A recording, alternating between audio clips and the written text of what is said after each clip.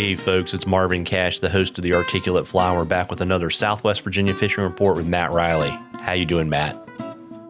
I'm doing great, Marvin. How are you? As always, just trying to stay out of trouble. And, we've been talking for a while that smallmouth season was going to start to shut down and streamer fishing and musky fishing was going to pick up. And that's kind of what this hurricane did for us, right?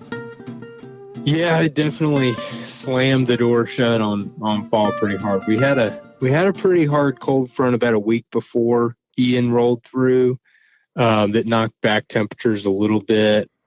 Really about 10 degrees on most of the smallmouth streams, and it more or less cold shocked fish. I see a lot of people like to talk like, as soon as bug fishing's over, as soon as summer changes to fall, they're just, eating their hearts out on bait fish and streamers and stuff like that. But there's definitely an adjustment period, and the change of season came pretty sharply this year. So if you've smallmouth fished sometime in the last week and a half, you likely had some pretty tough fishing. But we will see a little bit of a pickup again, as the fish kind of get used to the weather. They get used to the colder water temperatures, and temperatures are still in the low 60s, mid 60s. So I mean, we still have about 10-15 degrees in water temperature to lose before they're going to bed. So the name of the game on the smallmouth front is just going to be playing that pinball game with the cold fronts and the overnight lows, and trying to feed them streamers as they bulk up and get ready for winter. Yeah, and I guess obviously the great thing about streamer fishing is you can cover a lot of water, but I would imagine too, right? We would expect to start to, like, when you find one fish, you're going to probably find quite a few fish, and they're going to probably be probably on flats close to kind of deep water, kind of moving their way back to deep wintering holes.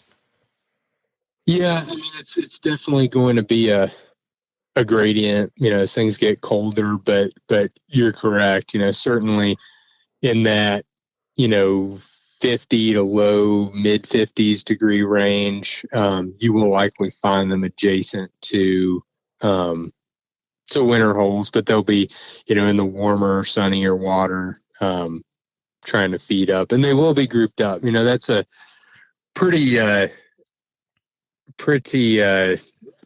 trademark thing for the fall pattern. And I think I saw it, I want to say it was like one of the last couple of days of September, we got out on the river, and my guy threw a fly into a tree on a bank that had a shallow flat coming out off the bank, and there were about 5 or 6 big fish that were all within 3 or 4 inches of each other, size wise, just bolted, and that was the first what I call wolf packing example that I've seen all year, and they're still, they'll be in those groups pretty much until they go to bed for the winter. But the nice thing about that is that there's a lot of sort of a competitive element to your presentation and its interaction with a fish,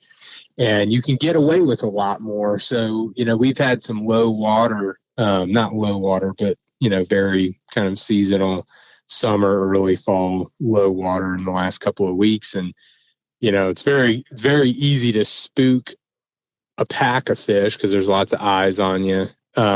But that said, if you kind of circle around and fish to them again, a lot of times you can get one to make a mistake just because, he's got 5 or 6 buddies that he doesn't want to get, that they don't want to get the piece of food. So it changes behavior a little bit. It definitely causes some cold and hot spells in your fishing, because they clump up. There's going to be time frames where you're just not seeing fish, and then you might chuck a fly out there and all of a sudden there's 7 fish on it. That's pretty typical for the fall, and we're definitely seeing that right now. Yeah, which is, but the great thing, right, is you're shifting to kind of that tailwater streamer game for trout, and then you're also starting to fish for muskie, right? Yeah, so That's the great thing about where we live. There's always something to do that's kind of prime in season. And, I do trout trips year round for the most part.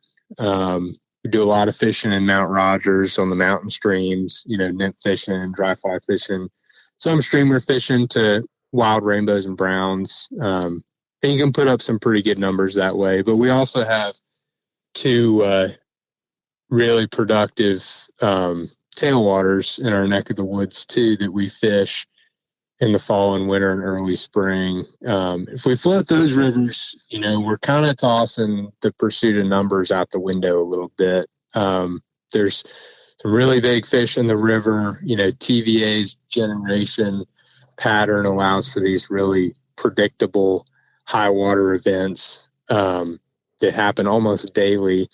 And, you can float 15, 20 miles of river in a day. So if the name of the game is a big brown trout or, a few big brown trout, that's where we're going to spend our time through from October to March or so. Got it. And I just saw your newsletter, right? And you're booking those trips and you're booking musky dates. You want to let folks know what you have available? Right. Yeah. The musky thing is definitely kind of a staple through the fall and winter too.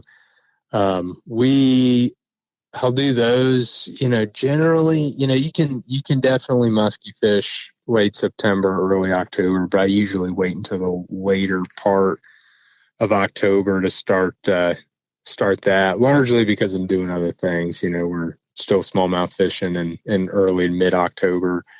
And we'll carry the musky thing pretty much until early March when our smallmouth fishing picks back up again. So it'll be a real kind of grab bag for the next several months. But the sort of overarching theme is big fish and trophy fish.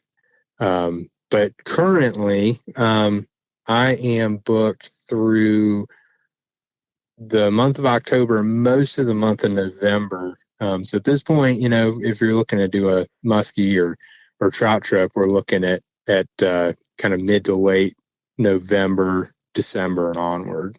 Got it. And folks, we love questions on the articulate fly. You can email them to us. You can DM us on social media. If we use your question, I will send you some articulate fly swag. We're drawing for something awesome for Matt at the end of the season. And, Matt, so folks can find those open dates and get on your calendar, what's the best way for them to reach out to you?